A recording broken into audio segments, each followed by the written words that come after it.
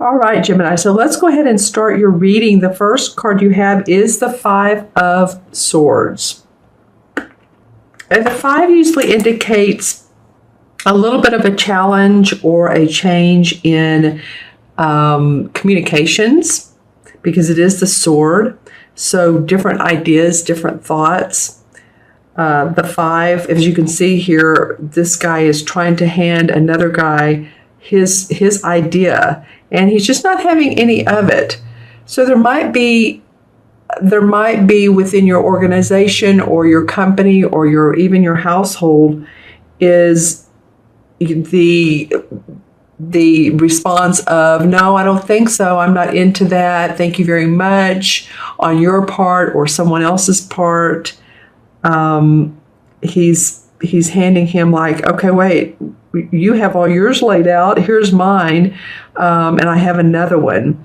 And this guy feels very grounded where he is. He's not wanting to take any other suggestions. This could also be in negotiations with a landlord, or negotiations in any type of contractual agreement, or any of you in an organization, or that you're wanting to put together some type of agreements for others to take a look at. Let's see how it plays out the card beneath. I feel like this is the Three of Wands. So there's success in different. I'm feeling like this needs to be different. Something here the ice needs to break between you and another person. Honest feelings, honest communication from the heart, and not so much of, well, here it is, take it or leave it. But coming from that heart space and letting the other person know how you feel and why your suggestion is so valuable. Because I feel like that you are successful. The Three of Wands is below this card. And the Three of Wands is about your work, what you put out in the world. It's the three, so it's after the two of getting clarification of what you want, or setting out that new venture. The three is about, okay, I've seen some success, and as you can see, he sent his cargo out and it's come back, and so he's going to do it again because it's been a prosperous venture for him. And as you can see, there's more growth to come. The trees are not filled in, so there's still new beginnings.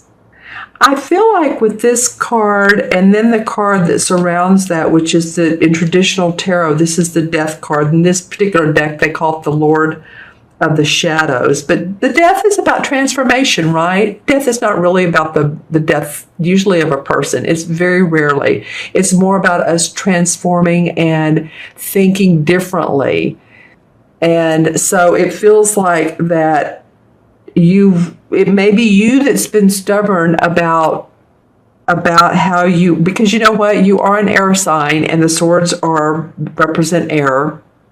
I'm just saying, Gemini, it might be that you've been stubborn. You need to transform some of your thoughts, your concepts, your beliefs.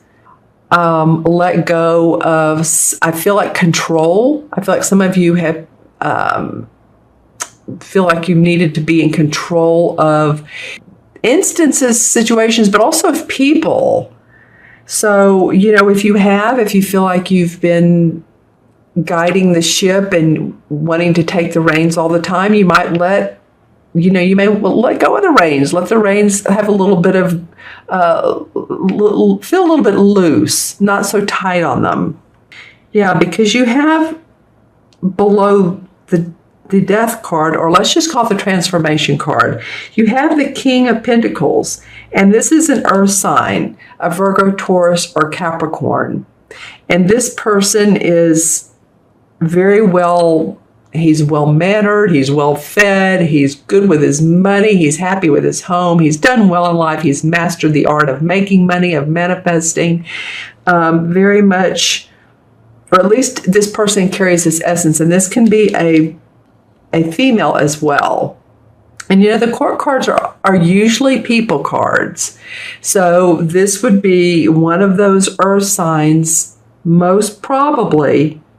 And I feel like they're supporting your transformation, supporting your loosening the grips of the hold.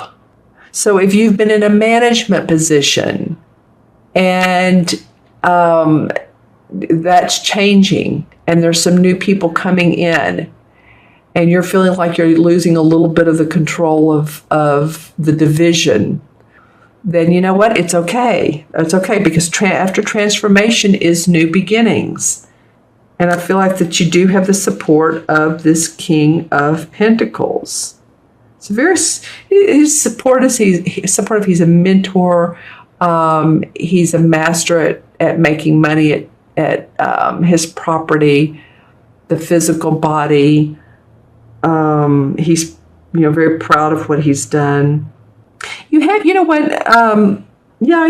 do have some masculine energy, Gemini, in this particular reading. You do have a little bit of feminine, but I'll go over that in a minute because this card is in reverse and it's the High Priestess. And she's very feminine. I mean, she's the archetype of femininity. She would be the one who understands her psychic awareness, her inner, her second chakra, inner feminine power. And she's in reverse, interestingly enough. So that's why I'm saying there's a lot of masculine energy. Here's the horned god, who is also the emperor in traditional tarot. So this could be, you could see all his, he's showing off his body, and his body is well toned. I feel like this card has come up for you guys recently. I'm not really sure, but let me know in the comments below if it has. But he's the archetypal father figure. So while this is the feminine intuition, you can see the moon is in the card and she's creating magic with her inner awareness. She's very spiritual. Oftentimes there's secrets. She reveals secrets as well, because she understands the mysteries of life. She is in reverse. So I feel like you're having to deal a lot with the practical world this month. You're having to deal with the masculine energy, which would be confidence, competition, control, whether it's you or someone else. But I do see that you do have abundance in this left corner. There is, you're in the process of creating more for yourself. So it's not like a worrisome spread at all. It's just saying that you're in the practical world right now. And that's okay. This guy can be, this horned god or emperor, he can be someone who has passed over in spirit, and he can be someone who's guiding you, helping you. Maybe he's this King of Pentacles. He's the Capricorn, Virgo, or Taurus. Maybe a father or someone who, you loved very much, that you can feel that is around you. Yeah, because he's facing this card as well. So very much in support of you. And really this could be too, Gemini, of not depending so much on other people. It feels like to me, when I just overall look at these cards, I feel like, he's standing here by himself. And ventures are never just, we're not islands. It takes a village, or it takes, a community, or it takes shipmates.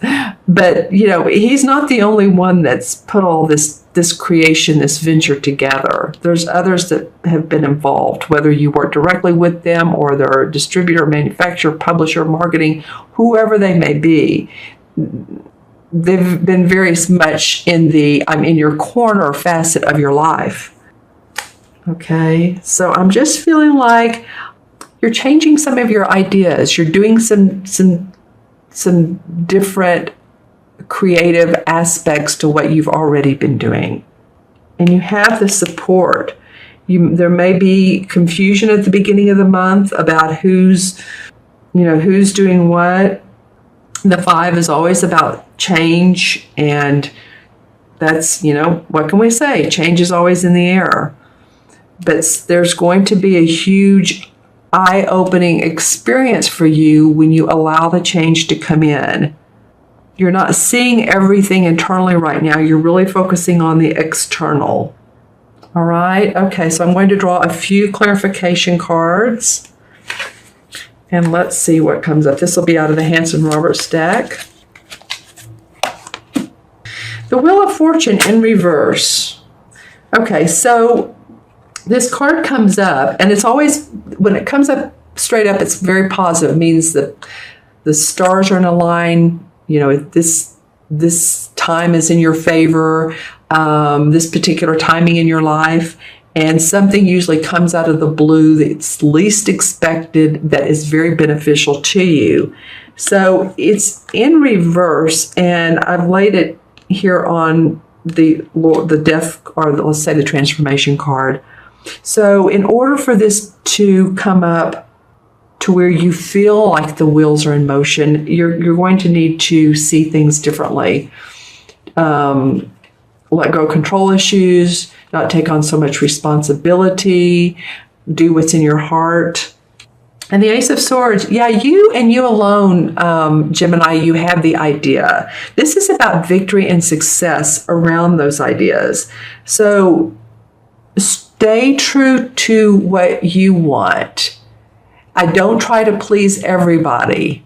That's the feeling I'm getting is we can't please everybody, can we? Right?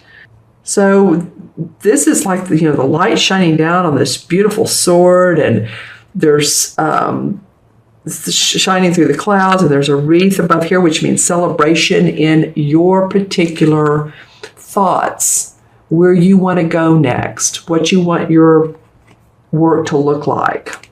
Seven of Pentacles comes up, and the Seven of Pentacles talks about needing to take a little bit of a hiatus from your current conditions. And I feel like they're all right here along this transformation card and this King of Pentacles, and really in conjunction with the High Priestess in reverse.